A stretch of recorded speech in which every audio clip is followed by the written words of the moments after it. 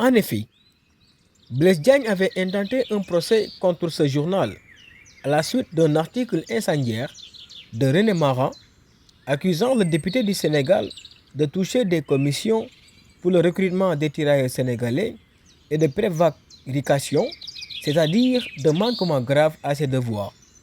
Lamine Senghor est cité comme témoin à ce procès.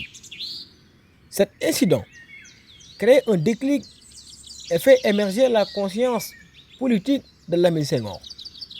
Il est ancien tirailleur sénégalais qui vit dans des conditions misérables, quémande un billet pour sa femme. Il a donc envie d'en découdre avec Blaise Diagne et commence une collaboration avec le journal Le Paria, qui est un organe de l'UIC, fondé par les communistes en 1922 pour organiser les coloniaux. Dont une série d'articles publiés dans le journal Le Paria des mois de novembre et décembre 1924, articles non signés, mais dont la virulence et le style portent la marque de Lamine Senghor. On y lit que le procès opposant les recrutés de la théorie aux recruteurs, Blaise Diagne gagnera ce procès, mais il en est resté la violence avec laquelle Lamine Senghor s'est opposé à son action. Du même coup, les continents, l'unique organe de presse des Noirs a disparu. Lamine Senghor veut combler ce vide.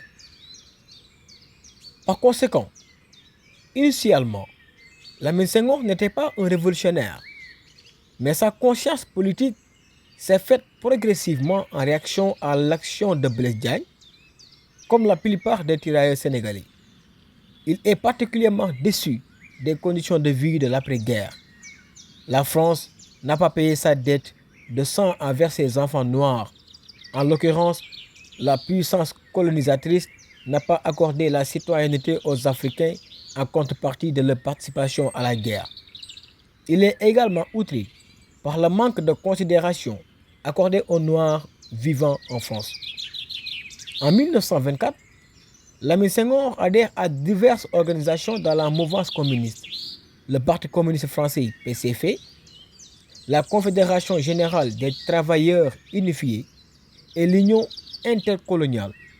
Lamine Senghor fréquente l'école coloniale communiste 6 au numéro 8 de la rue Mathurin-Moreau à Paris 19e, avec des cours du soir, les mercredis et les vendredis de 20h30 à 22h30.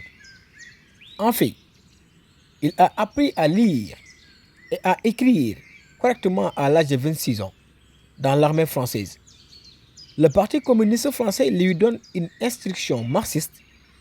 Contrairement à ce que mentionnent certains écrits, Lamine Senghor n'a jamais fréquenté la Sorbonne.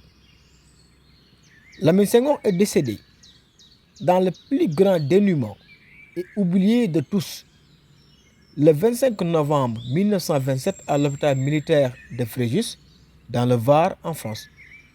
La ville de Fréjus fut pendant de longues années une garnison de troupes coloniales ou un camp de transit des troupes noires. En définitive, mort à 38 ans, la carrière politique ainsi que la vie de Lamine Senghor auront été courtes, mais la réputation de cet Sénégalais atteindra la dimension d'un mythe.